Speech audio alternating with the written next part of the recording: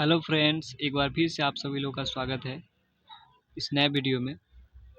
तो जैसा कि हम लोग केमिस्ट्री पढ़ रहे हैं, तो हमने पिछले वीडियो में पदार्थ की भौतिक प्रवृत्ति तक बहुत ही अच्छे तरीके से बतला दिया था, जिसमें हमने बतलाया था कि पदार्थ कणों का बना होता है, पदार्थ के कण अत्यंत सूक्ष्म होते हैं, पदार्थ के कण हमेशा गतिशील रहते हैं, पदार्थ के कण एक दूसरे को आकर्षित करते हैं, पदार्थ के बीच खाली स्थान होते हैं। मतलब ऐसा कुछ मैं हम लोगों ने पिछले वीडियो में पढ़ चुके हैं। तो आज हम पढ़ने वाले हैं पदार्थ की वर्गीकरण। वर्गीकरण क्या होता है? वर्गीकरण का मतलब होता है कि बंटवारा। आपस में पदार्थ मतलब कितने भागों में बटेंगे, ये हम आपको बतलाते हैं इसमें। पदार्थ का वर्गीकरण, पदार्थ को 3 भागों में बाँटा गया है। पदार्थ कितने भागों में? 3, मुख्यतः 3 भाग है, हालाँकि इसके 5 भाग होते हैं, लेकिन आपको याद रखना है मुख्यतः 3 भाग ही है। पदार्थ के 3 भाग कौन है? ठोस, द्रव एवं गैस। याद रखिएगा, ठोस, द्रव एवं गैस। अ, अब हम यहाँ पर कुछ पढ़ते हैं कि हमारे चारों ओर पदार्थ विभिन्न रूपों में पाए जाते हैं। पदार्थ के विभिन्न रूप ठोस, द्रव और गैसीय। हमारे शरीर में भी पदार्थ के 3 रूप मौजूद हैं। हमारी हड्डियाँ और दांत पदार्थ के ठोस रूप है। हमारे शरीर में मौजूद रक्त पदार्थ का द्रव रूप है, और जो वायु हम श्वास के द्वारा अंदर खींचते हैं वो पदार्थ का गैसीय रूप। मतलब जो हमारे शरीर में भी पदार्थ के 3 रूप मौजूद होते हैं, ठोस, द्रव, गैस। जैसे कि इसमें बताया गया है कि जो हमारा हड्डियाँ, दांत ठोस है, यहाँ तक कि खून क्या है वो द्रव है, जो सांस लेते हैं वो क्या है? गैस है। तो हम एक एक करके इनके गुणों को पढ़ेंगे, पदार्थ की अवस्थाओं को। पहले हम पदार्थ की ठोस अवस्था को पढ़ेंगे।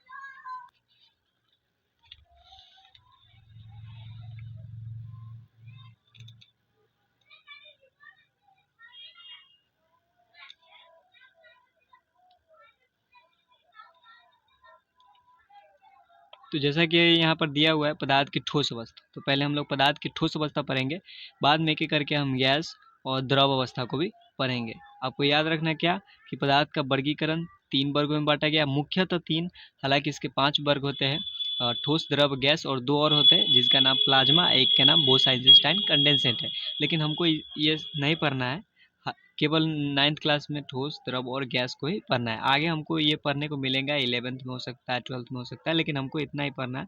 आपको जब भी क्वेश्चन पूछे कि पदार्थ की मुख्यतः कितने अवस्था होती है, तो आपको बिना झिझक आपको 3 बतलाना है। ठीक है? पदार्थ की यहाँ ठोस पदार्थ की अवस्था देखिए, पहले आप बतला देते कि ये ठोस है, ये द्रव है और ये गैस। ये क्या है? ठोस, द्रव और गैस। मतलब ठोस में क्या होता है कि कण बहुत पास पास होते हैं, इसलिए वो ठोस होते हैं, मजबूत होते हैं। द्रव के मतलब द्रव में क्या होता है कि कण इसके थोड़ा दूर दूर होते हैं, और गैस में तो पूरा ही अलग होता है, मतलब ये कुछ अलग ही प्रकार के होते हैं। तो पदार्थ की हम ठोस अवस्था पढ़ेंगे, तो सॉलिड स्टेट ऑफ मैटर। तो चलिए हम एक एक करके इसको हम पढ़ते हैं और बतलाते हैं।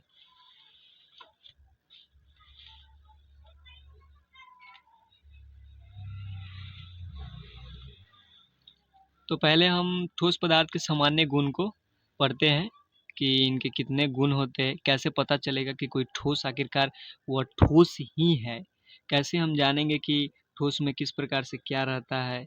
तो पहले है हमारे पास ठोस पदार्थ के सामान्य गुण में पहला क्या है? आकृति और आयतन। आपको क्या करना है? आकृति और आयतन समझाते हैं। इसमें लिखा हुआ है पहला कि ठोस पदार्थ की आकृति और उसके आयतन निश्चित होते हैं। क्या होते हैं? ठोस पदार्थ के आकृति और आयतन क्या होते हैं? निश्चित होते हैं। अब निश्चित कहने का मतलब कि जैसे कोई ठोस पदार्थ, जैसे मान लीजिए कि ये पेन ही है, जैसे ये कलम है, यहाँ पर रख देंगे तो इसकी कोई आकृति चेंज नहीं होगी। ये कलम है, ये जिस प्रकार का इसका शेप है, मतलब आकृति उसी प्रकार से रहेगा। और इसका आयतन मतलब इसकी जो भार, ये भार क्या है? ये क्या, जितना मान लीजिए कि मैंने यहाँ पर ये 30 ग्राम है, मान लेते हैं कितना है? 30 ग्राम, और इसको अलग रख देंगे, क्या ये बदल जाएगा? ये भी उतना ही रहेगा। मतलब इसकी आकृति और आयतन में कोई बदलाव नहीं होता है। निश्चित करने का मतलब कि किसी प्रकार की कोई बदलाव नहीं होता है। तो समझ गए होंगे कि ठोस पदार्थ की आकृति और उसके आयतन निश्चित होते हैं, मतलब इसमें किसी प्रकार की कोई बदलाव नहीं होती है। आकृति और आयतन ठोस पदार्थ के निश्चित। अगर कोई ईंट ले ले, तो क्या ईंट को हम कहीं अलग रखेंगे तो क्या वो अलग प्रकार का हो जाएगा? उसी प्रकार के रहेगा, क्योंकि उसकी आकृति उसी वैसा ही रहेगा, और उसका आयतन यानी कि भार भी उतना ही रहेगा। अगर आप अपने घर से दूर भी रख दें ईंट को, फिर भी उतना ही रहेगा। आप अपने घर ले आए, फिर भी उतना ही रहेगा। दुकान में रख दें, फिर भी उतना ही रहेगा। मतलब आकृति और आयतन किसी प्रकार की कोई बदलाव नहीं होगा। तो इसमें दिया हुआ ठोस पदार्थ की आकृति और उसके आयतन निश्चित होते हैं। यहाँ पर दिया उदाहरण दिया हुआ है कि पुस्तक एक ठोस पदार्थ, इसकी आकृति और आयतन निश्चित होती है। हाँ, ये बिल्कुल सत्य है। जैसे हम ये पुस्तक अभी लिए हुए, क्या हम इसको ये मान लीजिए कि अभी तो हम यहाँ पर है, लेकिन हम अगर इसको हाई स्कूल में ले जाए तो क्या इसकी आकृति बदल जाएगी? नहीं बदलेगी, ये सेम ही रहेगी। तो इसलिए इसकी आकृति और आयतन निश्चित है, मतलब इसका भार भी सेम रहेगा और इसकी आकृति भी सेम रहेगी। अब हम दूसरे को देखते हैं कि ठोस पदार्थ के कौन से गुण अगला है, अगला 2 नंबर। चलिए उसको भी देख लेते हैं।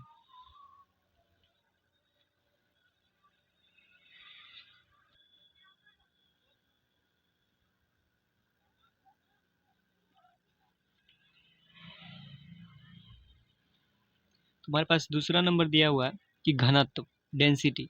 कब घनत्व क्या होता है पहले पढ़ते हैं, उसके बाद हम आपको समझाते हैं। ठोस पदार्थ का घनत्व उच्च होता है। अब उच्च कहने का मतलब कि वो हाई, मतलब वो बहुत मजबूत होता है। मतलब ठोस पदार्थ का घनत्व क्या होता है? बहुत मजबूत, यानी उसके कण बहुत पास पास, यानी उच्च कहने का मतलब कि वो बहुत मजबूत है। इतना आप एक भाषा में समझिए, किसी पदार्थ को अगर कोई कहता है कि ये ठोस है, यानी इसका घनत्व उच्च है, यानी कि क्या है, ये बहुत मजबूत है। यहाँ पर दिया हुआ ठोस पदार्थ का घनत्व उच्च होता है। किसी द्रव के इकाई आयतन के द्रव्यनांक उसका घनत्व कहलाता है।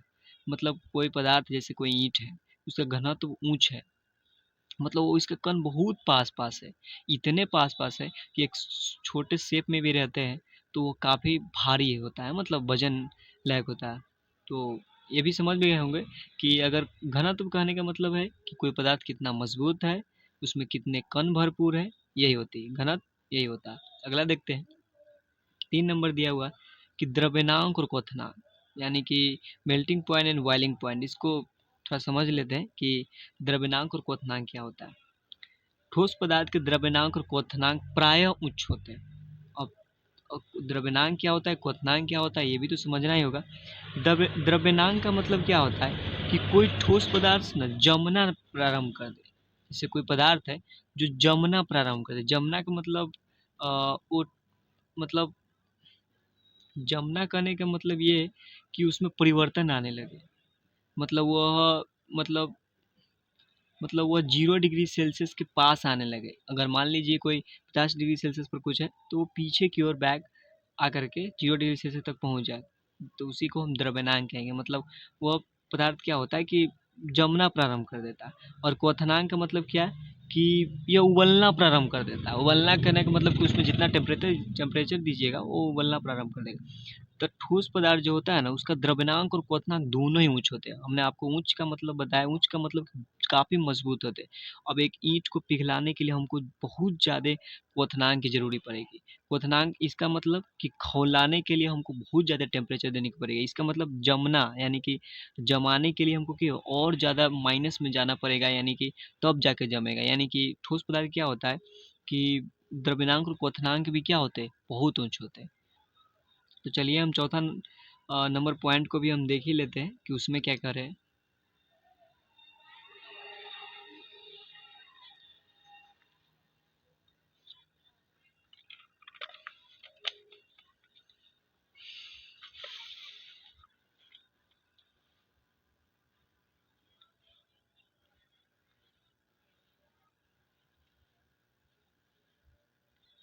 तो हमारे पास चौथा नंबर दिया हुआ है, ठोस पदार्थ कठोर और दृढ़ होता है। ये तो बिल्कुल सत्य ही है, ये तो आप आसानी से समझ ले। ठोस पदार्थ क्या होता है, कठोर होता है और दृढ़ होता है। आप एक ईंट को उठाकर किसी के सर पर पटक दीजिए, उसका सर फूट जाएगा। तो ठोस पदार्थ बहुत ही कठोर और बहुत ही दृढ़ होते हैं।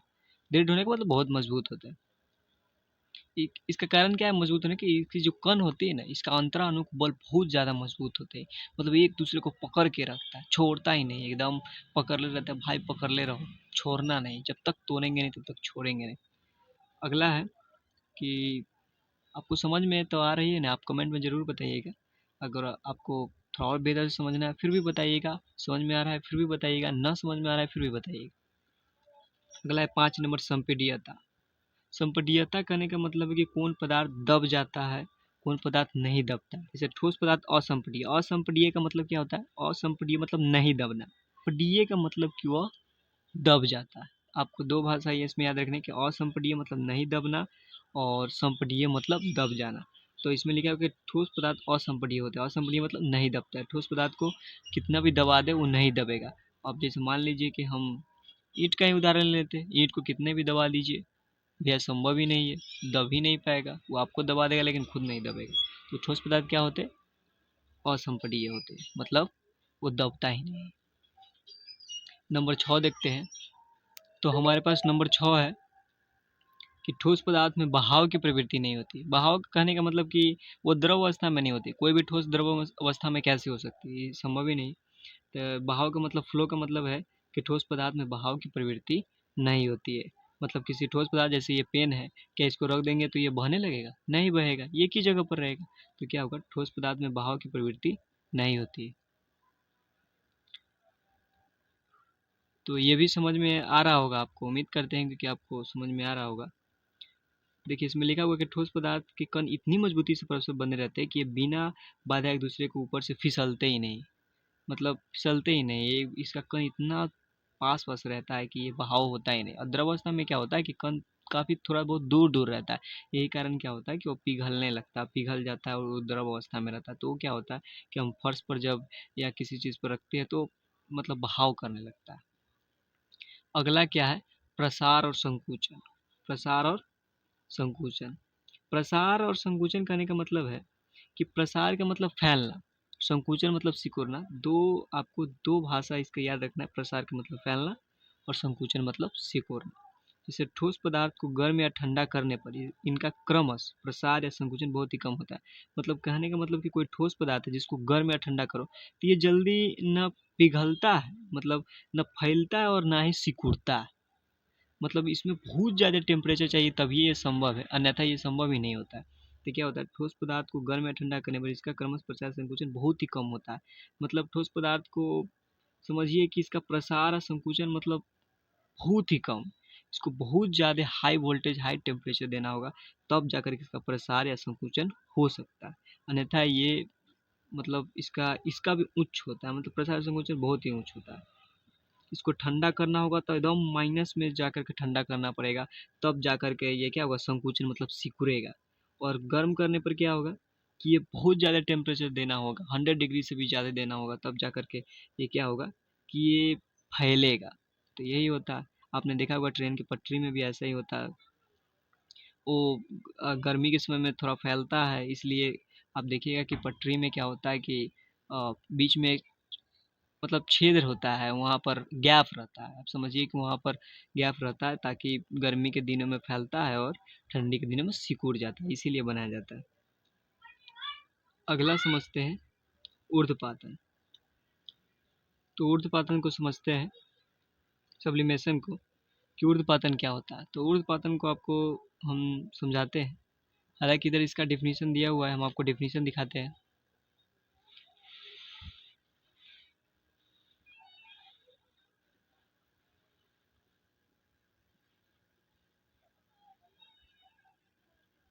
हमारे पास यहाँ डेफिनेशन दिया हुआ है कि वह प्रक्रिया जिसमें कोई ठोस पदार्थ गर्म किए जाने पर बिना द्रव में परिणत हुए, मतलब बिना बदले हुए, सीधे वाष्प की अवस्था में बदल जाता है और उस वाष्प को ठंडा करने पर वह बिना द्रव में परिणत हुए सीधे ठोस की मूल अवस्था में परिवर्तित हो जाता है, ऊर्ध्वपातन कहलाता है।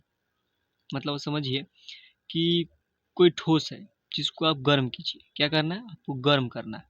तो जैसे ही आप गर्म कीजिएगा तो डायरेक्टली द्रव अवस्था में नहीं होगा, वो क्या होगा कि ठोस अवस्था में, माफ कीजिएगा, वो कोई ठोस को आप गर्म कीजिए, वो द्रव अवस्था में न परिवर्तित होकर डायरेक्ट वो क्या होगा कि गैस की अवस्था में परिवर्तित हो जाएगा। क्या होगा? मतलब बीच वाला को खो देता है, खत्म कर देता है। जैसे एक सीढ़ी है और दो सीढ़ी है और तीसरा सीढ़ी है, एक सीढ़ी से डायरेक्ट तीसरा सीढ़ी पर चढ़ जाता है, बीच वाला पर पैर ही नहीं रखता है। यही क्या होता है? ऊर्ध्वपातन। कहने का मतलब है कि कोई ठोस पदार्थ उसको गर्म कीजिए। जैसे मान लीजिए कि हम चीनी को गर्म करते हैं। चीनी क्या होता है? उसको गर्म कीजिएगा तो पहले द्रव अवस्था होगा, मतलब पहले पिघलेगा, तब जाके फिर उसको और टेम्परेचर दिए तो गैस बन के उड़ जाएगा। लेकिन ऊर्ध्वपातन में क्या होता है कि आप गर्म कीजिए लेकिन वो डायरेक्ट पिघलेगा नहीं, डायरेक्ट हवा में उड़ जाएगा। और फिर हवा में जो उड़ेगा उसको ठंडा कीजिएगा तो डायरेक्ट फिर वो पिघलेगा नहीं, वो डायरेक्टली क्या होगा? वो डायरेक्ट सीधे ठोस की अवस्था में चल जाएगा, मतलब पुनः वो चल जाएगा। ऐसा हालांकि उदाहरण कपूर एक है, आप कपूर को देखिएगा, जो हम लोग पूजा वूजा करते हैं नहीं, वो कपूर जो थाली में लेके पूजा करते हैं वो वाला कपूर, आप कभी धूप में उसे रख दीजिएगा, आप देखिएगा कि वो डायरेक्टली पिघलेगा नहीं, वो डायरेक्ट क्या होता है कि हवा में उड़ जाता है। तो कपूर एक उदाहरण है, आप उसको याद रखिएगा। हमारे पास अगला पॉइंट है, हालांकि 8 नंबर तक हम आपको समझा दिए। अगला पॉइंट है विसरण। वो विसरण हम आपको बतलाते हैं, और इस वीडियो का लास्ट टॉपिक है। तो ये रहा विसरण। विसरण मतलब डिफ्यूजन। ये विसरण क्या है? तो विसरण वो प्रक्रिया जिसमें किसी द्रव के कण किसी अन्य द्रव में प्रवेश करते हैं। मतलब ये तो और भी सिंपल है, मतलब कोई द्रव है, मतलब दो गो द्रव मिला देने पर एक दूसरे के कण क्या होता है, मिल जाता है। अब दो गो द्रव कौन कौन ले सकते हैं? द्रव का मतलब जिसमें बहाव क्या हो, जो फर्श पर रखने पर बहने लगे, उसी को क्या कहते हैं? हम द्रव कहते हैं। तो जैसे मान लीजिए कि एक पानी ले लेते हैं, और एक हम क्या ले ले, एक नींबू के रस ले लेते हैं, और दोनों को एक साथ मिला देते हैं। आप देखिएगा कि नींबू और पानी क्या होता है, आपस में मिल जाते हैं। नींबू का कण और पानी का कण एक दूसरे को जा करके हाथ मिला करके, मतलब समझिए कि मिल जाते हैं, गले मिला लेते हैं और एक दूसरे को बांध देते हैं, आपस में एक दूसरे से मिल जाते हैं। तो उसी को क्या कहते हैं? विसरण कहते हैं। आप समझ गए होंगे, आशा करते हैं कि आपको समझ में आ रहा होगा और समझ रहे होंगे। तो विसरण वो प्रक्रिया जिसमें किसी द्रव के कण किसी अन्य द्रव में क्या होता है, प्रवेश कर जाता है, मतलब एक दूसरे में मिल जाता है। एगो पानी के कण, एगो नींबू के जो रस होता है उसके कण एक दूसरे को क्या होता है, भाई भाई बना लेता है, उसी को क्या कहते हैं? विसरण कहते हैं। तो यहाँ तक आज के वीडियो रहेगा, और अगले वीडियो में हम आपको बतलाएंगे पदार्थ की द्रव अवस्था क्या होगी। पदार्थ की द्रव अवस्था की द्रव अवस्था के करके कैसे उसमें क्या भाव की प्रवृत्ति होती है कि नहीं होती है, क्या उसका घनत्व उच्च होता है। तो हम इन चीज़ों का चर्चा उसमें करेंगे, और उम्मीद करते हैं कि आपको यह वीडियो अच्छा लगा होगा। अच्छा लगा हो तो प्लीज़ शेयर कर दीजिए, और सब्सक्राइब भी कर ही दीजिएगा। तो मिलेंगे अगले वीडियो में, और अपना राय ज़रूर दीजिएगा। अगर आपको अच्छा वीडियो लगता है तो कमेंट कीजिएगा। तो आज के लिए धन्यवाद।